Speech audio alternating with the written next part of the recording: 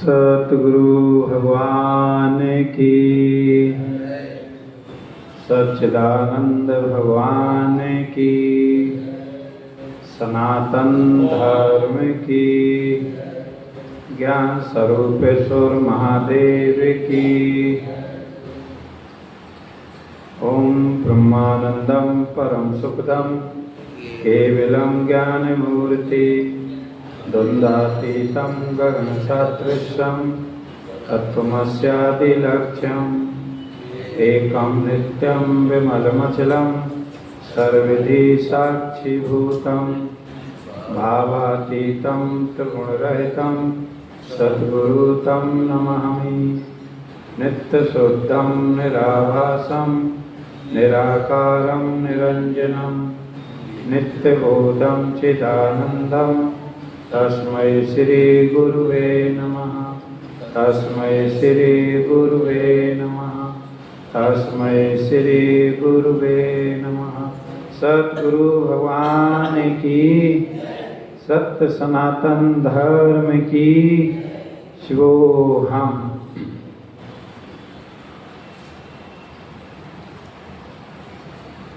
ये बात बिल्कुल सही है कि आपका ना जन्म है ना मृत्यु है। जैसे आप हैं जन्म मृत्यु रहित है, वैसे जब आप अपने को नहीं देख पाते तब आप में ही जीव संज्ञा खड़ी हो जाती। जब आप अपने सत्य स्वरूप को भूलते हैं तब आप मिथ्या देह आदि में आत्म बुद्धि कर लेते हैं और देह आदि में जो आत्म बुद्धि है यहीं से बंधन चालू हो जाता है। अब इस देह आदि में जो आत्म बुद्धि है इसकी निवृत्ति के लिए सत्संग के अतिरिक्त संसार में और कोई दूसरा उपाय भी नहीं है। बिन सत्संग विवेक न होई। बिना सत्संग के किसी को ये विवेक नहीं हो सकता कि मैं देह इत्यादि स्वरूप नहीं हूं। मैं जो हूं वो चेतन रूप हूं। ये विवेक के बिना संभव नहीं है। अभी विवेक के बिना संभव तो नहीं है, पर ऐसा विवेक देगा कौन? क्योंकि ऐसे विवेक बिना अध्यास की निवृत्ति नहीं हो सकती। इसलिए फिर कहा है कि आप किसी तत्वदर्शी महापुरुष के सानिध्य में जाएं, आत्मदर्शी महापुरुष के सानिध्य में जाएं। वो जो आत्मदर्शी महापुरुष है, जिन्होंने गुरु की कृपा से अध्यास की निवृत्ति कर दी है, जिन्हें अपने सत्स्वरूप आत्मा का बोध है, ऐसे संतों के सानिध्य से ही इस देह अध्यास की निवृत्ति हो सकती। इसलिए हमारी सनातन संस्कृति में गुरु परंपरा से प्राप्त किया हुआ ज्ञान ही सार्थक है। गुरु परंपरा के आप विपरीत जाओगे, ऐसा नहीं कि गुरु परंपरा के आज ही लोग विपरीत जा रहे हैं, पहले भी बहुत जाते थे। जब जिस काल में आदि शंकराचार्य भगवान इस धरातल पर आए, उस काल में इतने मज और पंथ फैले हुए थे कि जिनकी कोई सीमा नहीं थी। अपनी मनमानी ढंग से अपने मनमाने पंथ बनाते चले गए।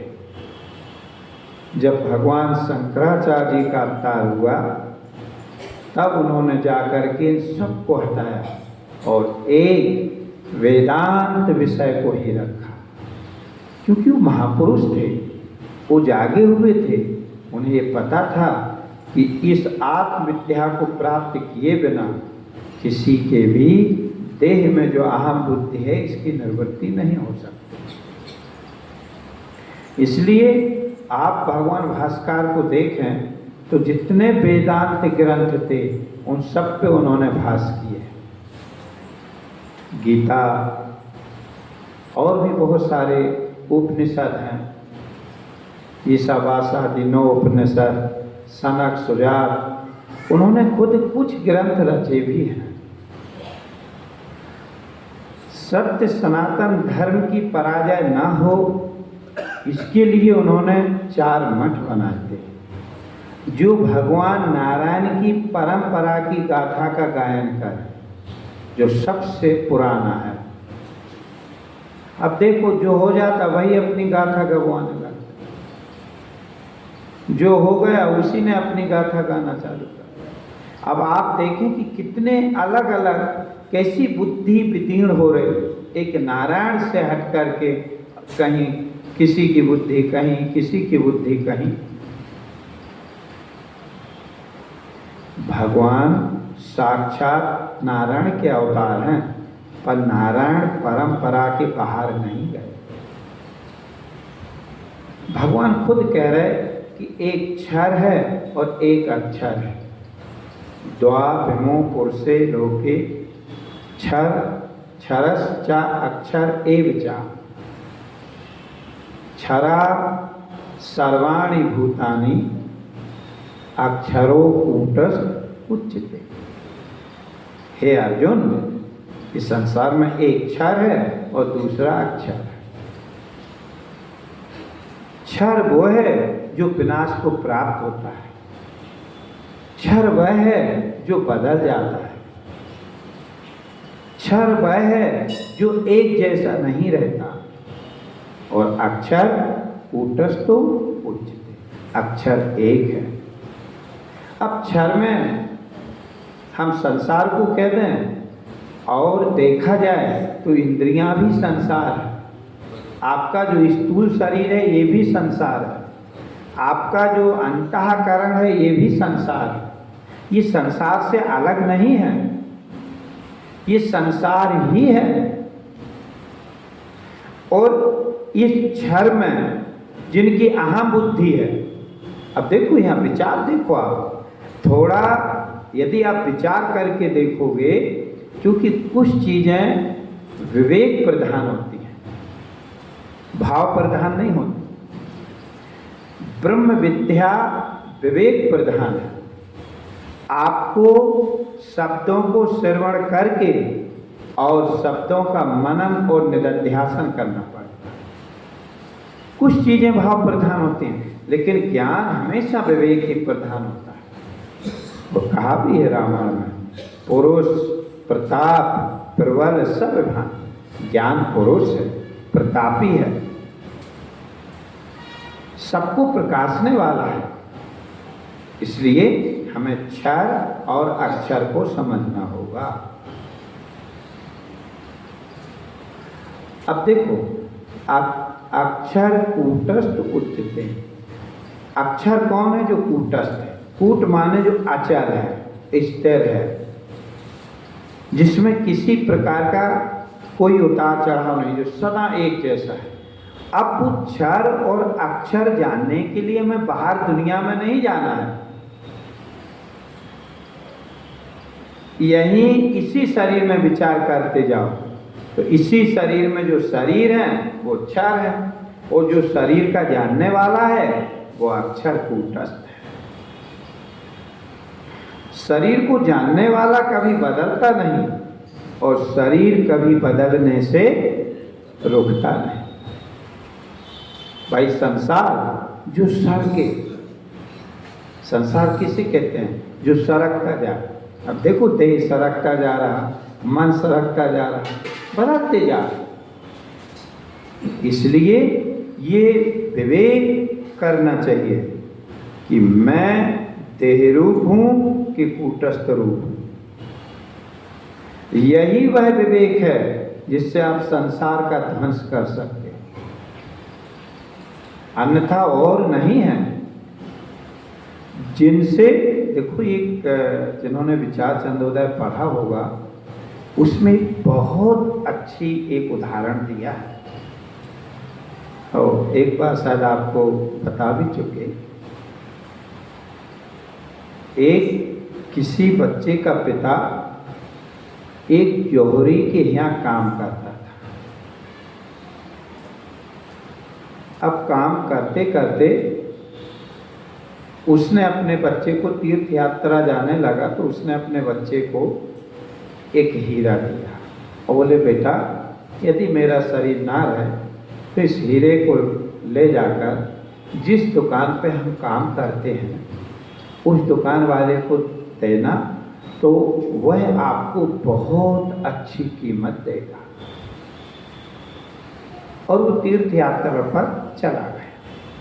पर वो वहाँ से वापसी, क्योंकि पहले आज से 100-200 साल पहले जितने तीर्थ यात्रा पर जाते थे वो बहुत कम वापसी आ पाते थे। वो आ भी गए उनके शरीर बीमारी से ग्रसित होता थे, वो नहीं आ सकते। अब पिता न आने के कारण धीरे धीरे घर में खाने पीने की किल्लत आने, तो उसको अपने पिता के वचन याद आए। उसने पिता के द्वारा दिया हुआ जो हीरा था वो ले लिया और जिस जौहरी के यहाँ उसका पिता काम करता था उस जौहरी के यहाँ गया। बोले, मेरे पिताजी ने कहा था ये हीरा की कीमत वो जौहरी बहुत अच्छे देंगे, तुम उनको। तो उस जौहरी ने उस हीरा को देखा, देख के और बोले, इसको फलाने नंबर के कांच में रख दिया। और बोले, एक काम करो, वो बहुत महंगा है और जब कोई ग्राहक आएगा तब अपन उसको दे देंगे, तब तक तुम हमारे यहाँ नौकरी करो, हम आपको पेमेंट देंगे। वो नौकरी करने लगा, उसके घर परिवार का यापन होने लगा। धीरे धीरे जौहरी के यहाँ नौकरी करते करते उस पार्क बनने लगा। पार्क अब वहाँ जैसे 1-2 साल उसने काम किया, उस जौहरी ने देखा ये पार्क ही हो गया, ये समझने लगा कि कांच क्या है और हीरा क्या है। तो एक दिन उसने कहा कि बेटा, जो तुम्हारे पिता ने हीरा दिया था उस हीरा को ले आओ।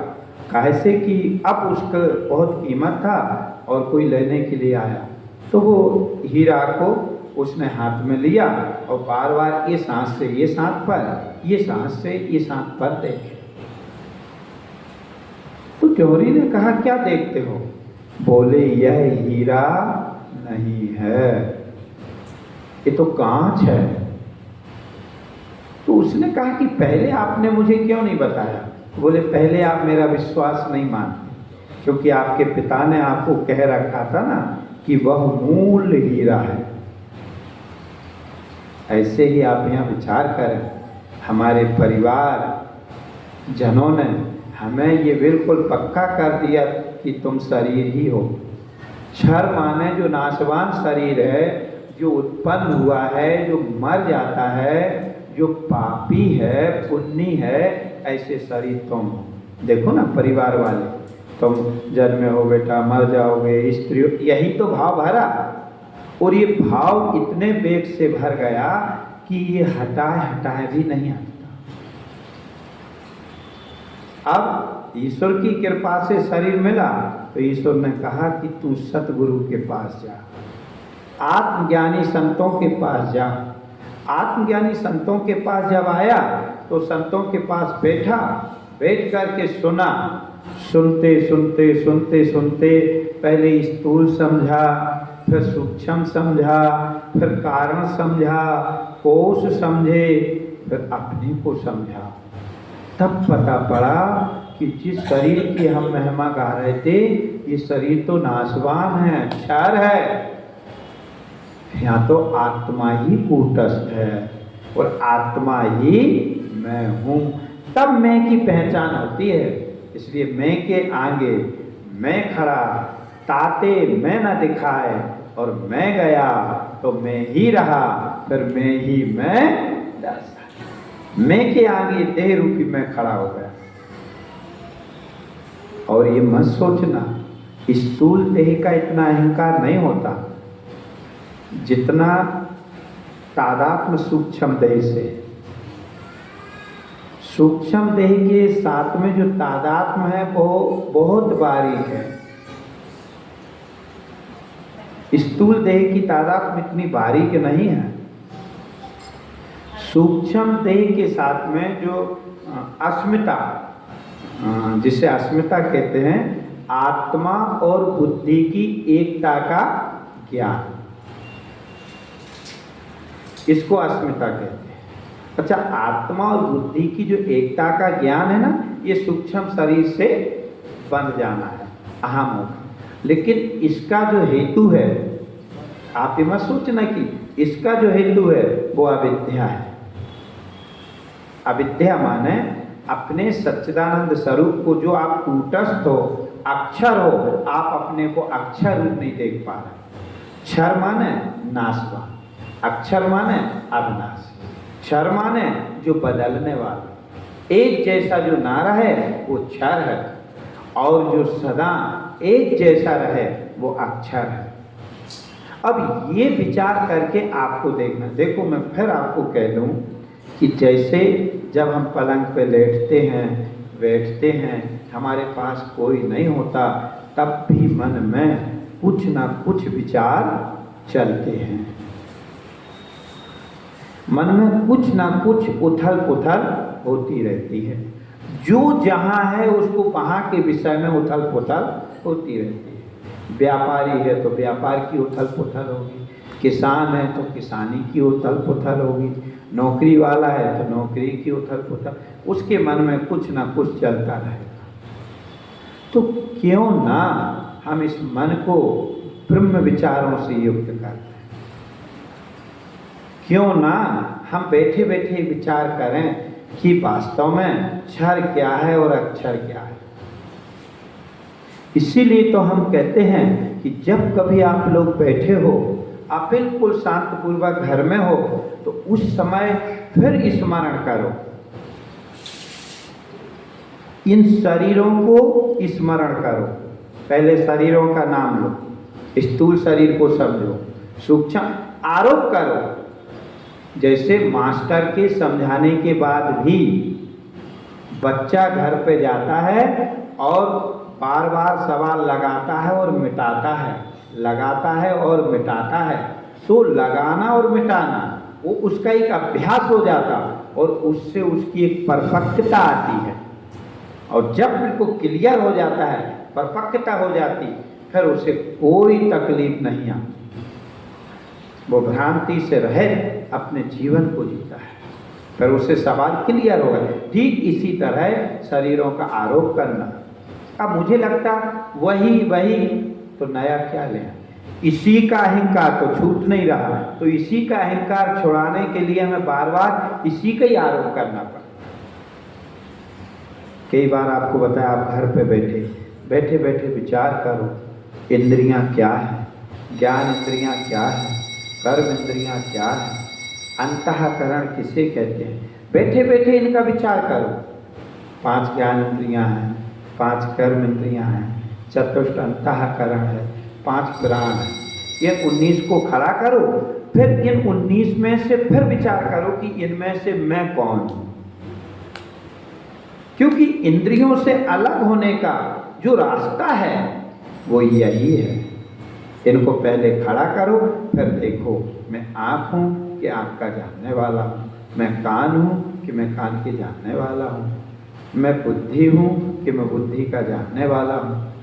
तो तुम्हें ये ज्ञात होगा कि आप बुद्धि नहीं हैं, बुद्धि के जानने वाले हैं। आप कान नहीं हैं, आप कान के जानने वाले हैं। आप प्राण नहीं हैं, आप प्राण के जानने वाले हैं। जब आप सूक्ष्म शरीर को समझोगे तो सूक्ष्म शरीर के धर्मों को भी समझोगे। कर्तापना, भोक्तापना, पाप, पुण्य, यह लोक, परलोक, गमन, आगमन, तब तुम फिर देखोगे कि गमन आगमन मेरे में होता, ये पुण्य पाप का कर्ता मैं हूँ, मैं क्या सुख दुख रूप हूँ। तब तुम्हें पता होगा कि ये जो भी विकार हैं ये सूक्ष्म देह रूप हैं और मैं सूक्ष्म देह का दृष्टा हूँ, मैं सूक्ष्म देह का साक्षी हूँ। तो फिर जब आप सूक्ष्म देह के साक्षी हो तो सूक्ष्म देह के धर्मों के भी आप साक्षी हो। इसीलिए नहीं यह देह नहीं, ये समझ में आ जाएगा, ना तो मैं देह हूँ और ना देह मेरी है। अक्षरो कूटस्थ उच्यते, मैं अक्षर हूँ जिसका विनाश नहीं होता, मैं कूटस्थ हूँ जिसमें क्रिया नहीं होती।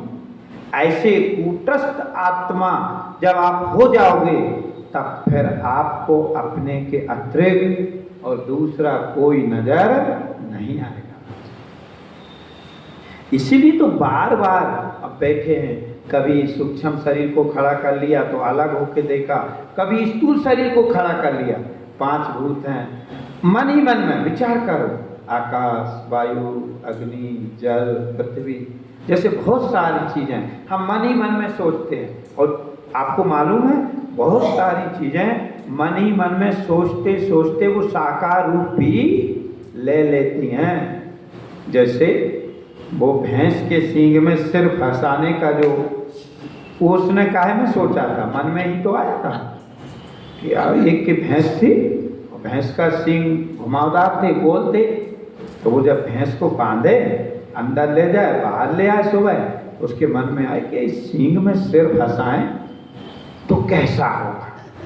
अब 1 दिन बीता, 2 दिन बीते, सप्ताह बीता, महीना, ऐसे 2, 4, 6 महीना बीत गए। एक दिन वो उसने साकारता आ ही गई और उसने उसमें सिर को फंसा दिया सींग। अब भैंस तो भैंस, उसे अटपटा लगा, वो भाग धरी। अब उनकी गर्दन लटकी खचरेगा। इधर जो है ना आबादी चिल्लाने लगे, गांव के लोग 10, 25, 50 इकट्ठोरे हुए, भैंस को बीच में किया, धीरे से उसको पकड़ा, उनकी गर्दन को निकाला और फिर सबने निकाल के उन्हें थोड़ा पानी आनी पिलाया। थोड़ा जब उन्हें विश्राम सा मिला तो पूछा कि भैया ये तुम्हें क्या सूझी थी। बोले भैया 6 महीना की इच्छा थी। कितनी? जैसे वो विचार करते करते साकार हो गया, ठीक इसी तरह यदि तुम विचार करते, ब्रह्म विचार करते रहोगे, आत्म विचार करते रहोगे, तो एक दिन तुम आत्मा ही हो जाओगे और देह भाव हमेशा हमेशा के लिए निवृत्त हो जाएगा। ये क्योंकि मनुष्य, देखो मैं फिर कह दूं, आप ये भूल जाओ कि आपके कोई पुण्यों में कमी है। मैं आपकी तारीफ करूंगा, आपके पुण्यों में कोई कमी नहीं, मैं गारंटी से कहता हूँ। यदि पुण्यों में कमी होती तो संतों का समागम और ब्रह्म चर्चा सुनने को कभी नहीं मिलती। आप अपने पुण्यों का फल क्या आकलन कर रहे हो कि आप कोई बड़े आदमी बन जाओ? आप क्या आकलन कर रहे हो कि लोग तुम्हें जानने लगे? अरे पुण्यों का जो फल होता है वो अपने ब्रह्म स्वरूप को यदि आपने जान लिया तो आपके पुण्यों का पूरा प्रताप निश्चित है। अब देखो संतों का सत्संग, पहले का पुण्य पुंज बिन मिला है न संता, बिना पुंजों के पुण्यों के ढेर हुए संतों का समागम नहीं मिलता। मैं फिर आपसे कह रहा हूं कि ये जो ब्रह्म चर्चा है ना, आत्म चर्चा है ना, ये यदि आप सुन रहे हो और यदि आपका चित्त इस ब्रह्म विद्या में ठहर रहा है तो मैं कहता हूं कि तुम्हारे पुण्यों का अत्यधिक प्रताप है। क्योंकि इस ब्रह्म चर्चा में चित्त को ठहराना इतना आसान नहीं होता। ये तो हम नहीं कह रहे, भगवान खुद ही कह रहे हैं, मनुष्याणाम सहस्त्रेषु, हजारों मनुष्यों में कोई एक होता है जो मेरी प्राप्ति के लिए प्रयत्न करे, मेरी प्राप्ति के लिए, जो भगवत तत्व जानने के लिए तत्पर हो। ऐसा हजारों मनुष्यों में कोई एक मनुष्य होता है। उन हजारों फिर जो भगवान को जानने में लगे हैं, उन हजारों में भगवान कह रहे कोई एक होता है जो मुझे तत्व से जानता है, जो ऐसा जान लेता कि मैं कूटस्थ हूँ, मैं अक्षर स्वरूप हूँ, मैं उत्पत्ति नाश से रहित। नारायण, इससे अच्छा और कोई दूसरा आपके जीवन का फल नहीं होता। मनुष्य जीवन की पुरुषार्थता इसी ब्रह्म विद्या में जाके समाप्त हो जाती। जैसे एक बच्चे की पढ़ाई लिखाई की पुरुषार्थता कब समाप्त होती है? जब उसे अच्छी नौकरी, अपन देखो यार, बच्चे ने मेहनत करी ना, पुरुषार्थ किया, उसे नौकरी और सफल है। और जीव की पुरुषार्थता कब समाप्त हो जाती है?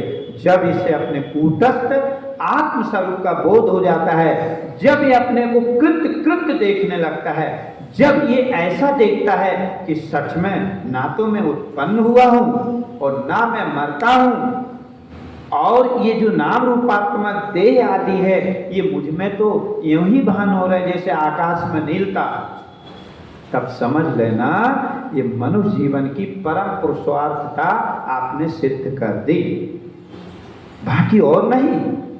इसलिए देखो, चूंकि बहुत पुराने पुराने सत्संगी बैठे हुए हैं, आज हमारे सेठ जी भी आए हैं सत्संग में, है ना, फिर भी क्योंकि मैंने ये देखा है जब से सेठ जी रिटायर्ड हुए थे, तब से जो सेठ जी ने आश्रम में आना चालू किया था, फिर कभी पीछे मुड़ के नहीं देखा। उनका नियम था सुबह 1-1.5 घंटा आश्रम में आके बैठना, सत्संग करना, ब्रह्मचर्चा सुनना। सन 98 से तो ये शरीर ही देख रहा, 96 से, क्योंकि ये शरीर सन 96 में आया था। प्रतिदिन सत्संग करना, और उस सत्संग का प्रताप भी है। आज वो जो अपने को कूटस्थ रूप देख रहा है, वो जो भी अपने को जन्म मृत्यु रहित देख रहा है, ये सत्संग का प्रभाव है।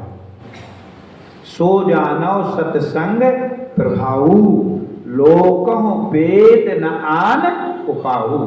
कोई भी ऐसा लोक में और वेद में उपाय नहीं है जो सत्संग के प्रभाव से, जो आप अपने को जन्म मृत्यु रहित देख रहे हैं, ये सत्संग का प्रभाव। आज आप अपने को स्थूल सूक्ष्म देह रूप नहीं देख रहे हैं, ये सत्संग का प्रभाव है। आज जो आप अपने को अन्नमय कोश, प्राणमय कोश, मनोमय कोश, विज्ञानमय कोश, आनंदमय कोश रूप नहीं देख रहे, किंतु आप अपने को साक्षी, दृष्टा, ब्रह्म स्वरूप, अविनाशी स्वरूप, विकार रहे, नित्य, शुद्ध, बुद्ध, ज्ञान स्वरूप देख रहे हो, ये सत्संग का ही प्रभाव है। अच्छा, मान ली जाए यदि ये शरीर इस आश्रम में ना हो और ये शरीर सत्संग नहीं करता, तो क्या आपको ये बता पाते कि आप कूटस्थ स्वरूप हो, आप क्षर स्वरूप नहीं हो, आप अविनाशी स्वरूप हो? आए, गुरु सानिध्य में रहे, सुना, धीरे धीरे समझते समझते बात समझ में आई कि हम तो कूटस्थ हैं, अक्षर है। ना तो जैसे दुनिया के लोग देह में आत्म बुद्धि करके अपना जीवन जी रहे, वैसे ही तो सो जानो सत्संग प्रभाऊ, लोकहु वेद न आन, बिना सत्संग के प्रभाव। अब आप सोचो, अर्जुन की भ्रांति वही तो सत्संग किया भगवान श्री कृष्ण का, भगवान श्री कृष्ण ने उसे कितना समझाया, आप देखो, तब जाके उसकी भ्रांति निर्वृत्त हुई। तब उसने कहा कि भगवान नष्टो मोहा स्मृति लाभ्वा, हे भगवान आपकी कृपा से मेरा मोह नष्ट हो गया, अज्ञान नष्ट हो गया, जो देह में जो मेरी आत्म बुद्धि थी ये निर्वृत्त हो गई। अब मुझे पता चला, नष्टो मोहा स्मृति लाभ्वा, अब मुझे स्मृति आई क्या कि मैं तो विकार रहे, जन्म मृत्यु रहे, अविनाशी हूँ। इसके नारायण सत्संग जीवन का अमूल धन है, और कहा भी है सत्संग परमम धनम। जीवन में यदि कोई धन है तो सत्संग, क्योंकि हर वस्तु लोग छीन लेंगे, धन बुढ़ापे पे सब छिन जाता, बच्चे छीन लेते, हर चीज छिन जाती, लेकिन जो गुरु का दिया हुआ ज्ञान है इसे कोई छीन नहीं सकता। जिसने ये प्राप्त किया उसी को ही प्राप्त होता, ये दूसरों को नहीं बांटा जा सकता। हाँ, विचारम परम ज्ञानम।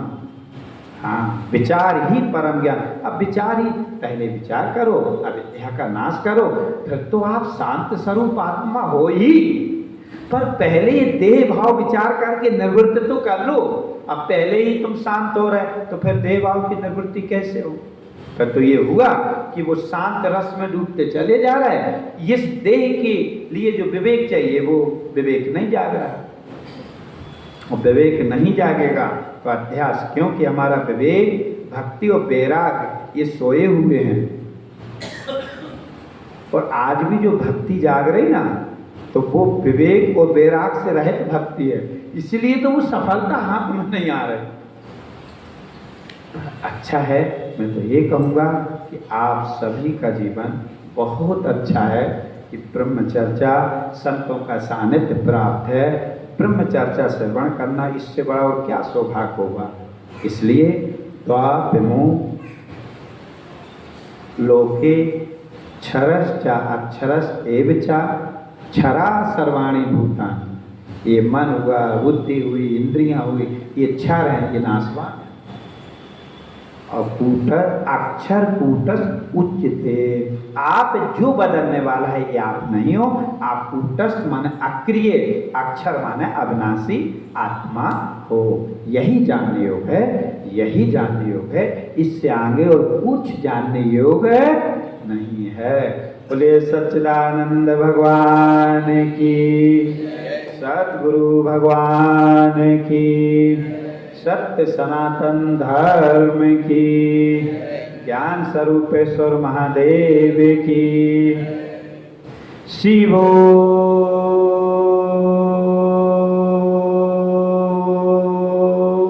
हम, शिवो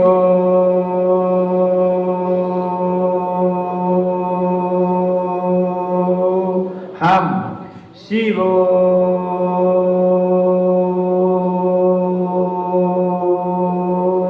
हम। सद्गुरु भगवान की।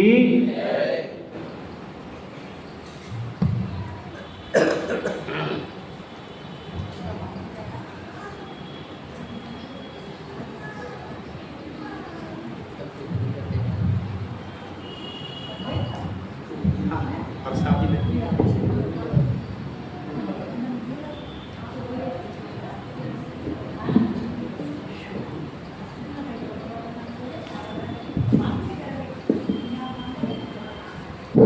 सद्गुरुदेव भगवान की जय, स्वामी जी महाराज की जय। शिवोहम मेरे सतगुरु आधारवान, बार नमस्कार। मेरे सतगुरु आधारवान, बार नमस्कार।